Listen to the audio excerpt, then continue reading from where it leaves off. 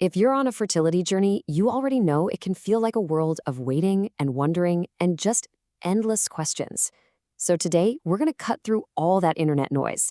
We're focusing on clear, expert answers to help you navigate your path with a whole lot more confidence. You know this feeling, right? If you're trying to conceive, it's like you're swimming in a sea of conflicting advice online. It is so hard to know what's actually helpful.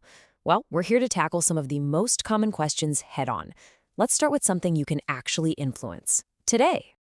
All right, first up, let's talk about something you have direct control over: alcohol. It's pretty much everywhere in social settings, but when you're getting your body ready for a potential pregnancy, it's really worth taking a much closer look at what the science says. You can't get much more direct than this quote from Dr. Natalie Crawford, right? The key word here is inflammatory. From a medical standpoint, there's just no gray area. Alcohol creates inflammation, and that is the absolute opposite of what you want when you're trying to conceive. And here's the breakdown of why it matters so much. As you can see, it's not just about that inflammation. Alcohol can mess with your sleep, it can throw your hormones out of whack, and affect your insulin levels. And listen, this part is absolutely critical. It affects both egg and sperm quality. This makes giving it up one of the most powerful things both partners can do together. It's a team effort. Okay, so knowing the why is one thing, but actually navigating social situations is a whole other challenge. These are some excellent, super practical strategies. Seriously, ordering sparkling water with a lemon looks just like a cocktail. Nobody will know. And having a go-to line like "I'm working on my health" is just a fantastic way to set a boundary without having to share any personal details you're not ready to talk about. Okay, let's shift gears now from the external choices to what's actually happening inside your body. We're diving into diagnostics, and we're going to start with a hormone you've probably heard a lot about: estrogen. So first, just a quick baseline for us. Estrogen is a huge player in your menstrual cycle, and the most important word here is fluctuate. Its job is to go up and down at very specific times. It's not supposed to be some flat, static number. This question gets right to the heart of a really common fear. You get a lab result back, it says low estrogen, and your mind just immediately jumps to the worst-case scenario. But, as we're about to see, that single number is only one little piece of a much bigger puzzle. And this timeline shows you exactly why. Just look at the very beginning of the cycle when you have your period. Estrogen is supposed to be really low then. That's actually the signal your brain needs to kickstart the whole process all over again. So a low level at that specific time isn't just normal. It's necessary. It just goes to show you that context is everything. When that test was taken tells you what that number really means. Sticking with diagnostics, let's turn our attention to the other half of the equation. Sperm health is just as crucial. And the really good news is that understanding it has gotten so much easier with at-home tests.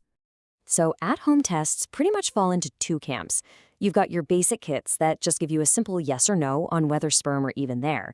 But for the full picture, the comprehensive mail-in kits give you the details that really matter: the total count, how well they're moving, that's motility, and their shape, which is morphology. For anyone who might not have a clinic nearby, or maybe just prefers a more private first step, these comprehensive mail-in kits can be an amazing option. They give you a full analysis that you can then take to a doctor to discuss, which is just a total game changer for getting access to care. Okay, so we've talked about what to control and how to diagnose. Now let's talk about how to optimize. And specifically, we're going to talk about a very popular supplement you've probably seen everywhere: Q10. So what in the world is CoQ10? Well, think of it as an antioxidant that fuels the mitochondria. And the mitochondria are like the tiny little power plants inside every single one of your cells.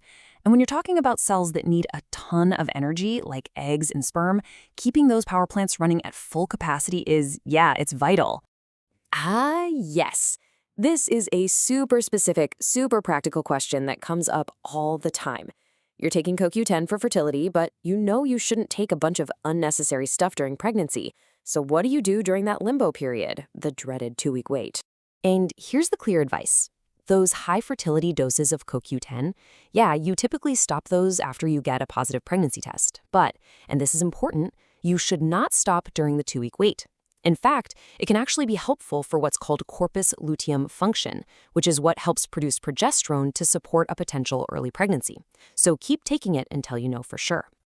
And this chart really shows you the difference we're talking about.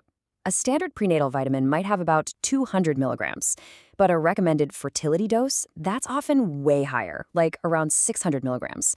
And that's exactly why doctors usually tell you to stop that higher dose once a pregnancy is actually confirmed.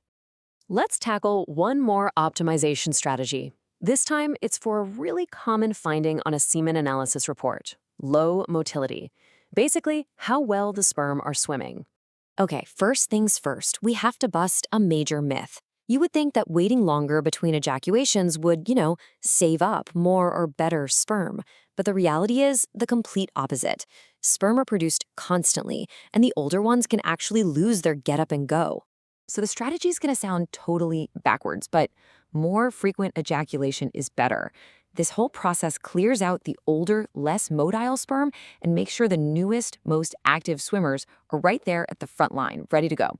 The expert advice is to aim for daily intercourse around ovulation, and hey, even ejaculation on its own on other days can help improve the odds. As we wrap all this up, it really just comes down to this. Every single piece of information, whether it's about your cycle or your partner's health or the supplements you're taking, it's a tool. It moves you from being a passenger to being the one behind the wheel of your own fertility journey. And that really leads to our final thought. Everyone's journey is unique. So after taking all this in, the real question isn't for us, it's for you. What is the one question you're going to ask, whether it's to your doctor, your partner, or even just yourself, to take that next meaningful step? Your health deserves an informed advocate, and that advocate is you.